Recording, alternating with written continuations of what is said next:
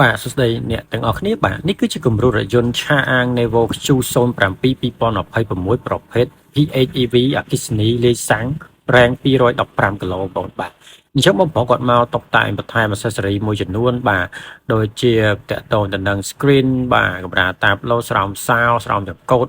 បាទហើយជាមួយនឹងកម្រាលគូតក្រោយអញ្ចឹង accessory ច្រើនដែលត្រូវតុបតែងនៅលើរថយន្តឆាអាង Nevo Q07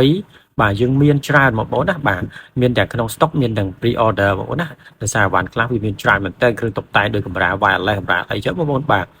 អញ្ចឹងនេះឥឡូវនេះយើងដាក់តាក់ទងទៅនឹងស្រោមសោបាទដែកជីនុកមួយឈុតបាទសម្រាប់ជូនបងប្រុសស្អាតបងប្អូនណាអញ្ចឹងយើងឃើញថា Nevo Q05 ធ្វើបានល្អដែរបងប្អូនបាទឡានធំទូលាយ interior ខាងក្នុងស្បែកគ្រប់កន្លែងបាទកៅអីអូតូក្តៅត្រជាក់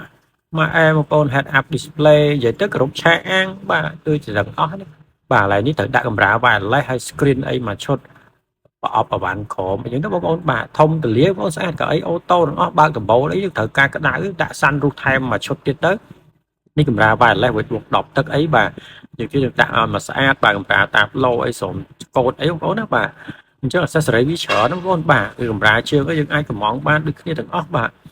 និយាយទៅស្អាតបងប្អូនធំទលាយខាងក្រោយមានកន្លែងតុកញ៉ាំបាយហើយ SUV យ៉ាងខ្នាតធំបាទអញ្ចឹងបងប្អូនត្រូវការតុបតែងត្រូវការអី accessory បាទស្រោមសោសណាញ់ការពារសត្វល្អិតសារពារថ្មផ្នែកខាងមុខអីកុំភ្លេចបាទមកហាង EV Collection បងប្អូនណាផ្ដល់តម្លៃពិសេសជូនបងប្អូនហើយ